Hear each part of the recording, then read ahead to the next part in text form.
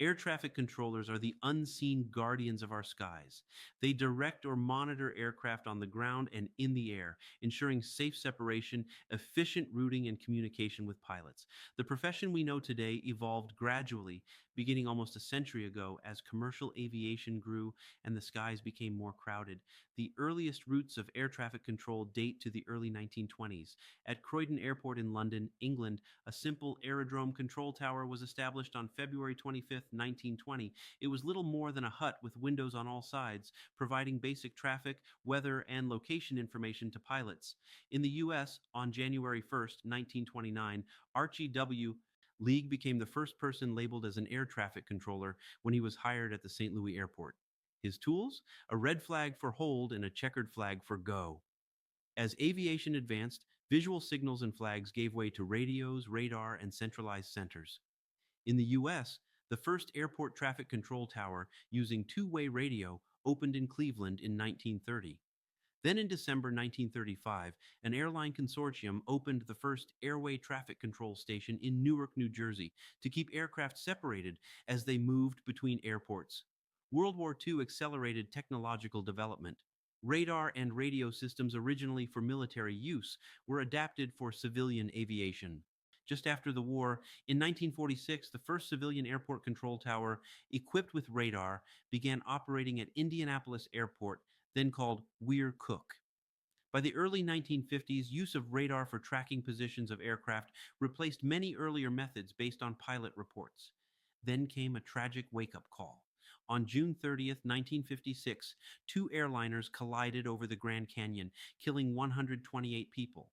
This accident underscored the need for a unified, modern air traffic control system. Consequently, the U.S. government reorganized aviation oversight.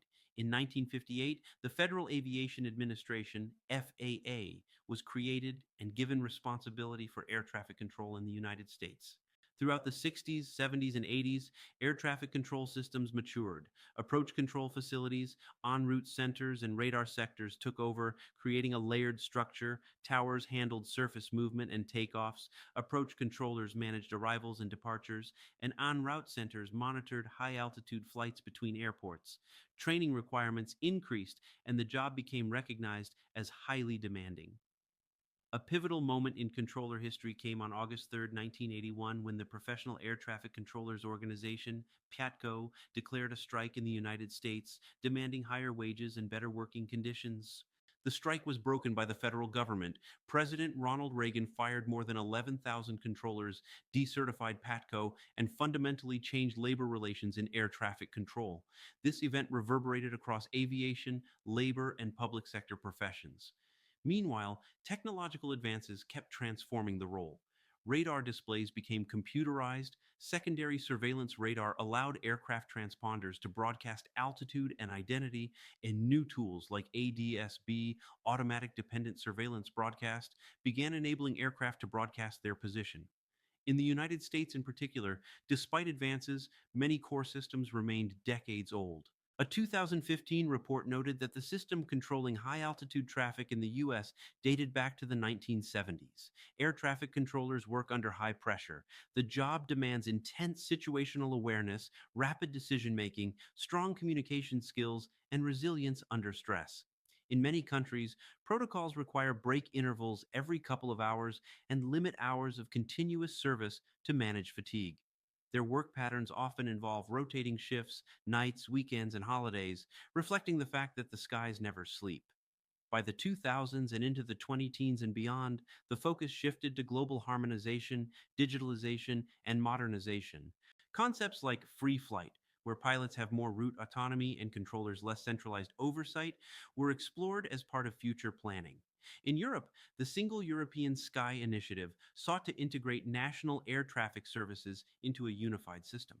Today, controllers operate in a multi-layered ecosystem, combining towers, terminal radar approach control, area control centers, satellite-based surveillance, data links, and automation.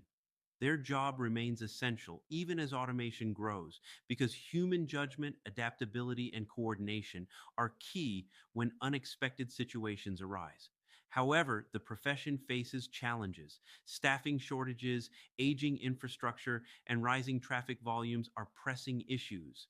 For instance, in 2025, the FAA admitted the U.S. air traffic control system was not acceptable, citing decades of underinvestment and urging a multi-billion-dollar overhaul. Controllers at major facilities reported working extended hours, dealing with outdated equipment and significant workloads. Looking ahead, the next chapter for air traffic controllers lies in integration of unmanned aerial systems, drones, urban air mobility, air taxis, increased automation, and artificial intelligence.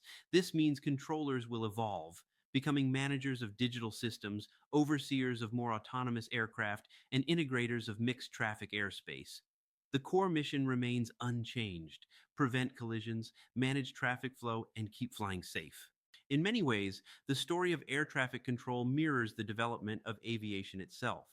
From simple flag signals and visual observation to radar equipped centers, digital surveillance, and global coordination, the evolution reveals how human ingenuity, technology, and regulation combine to tame the skies.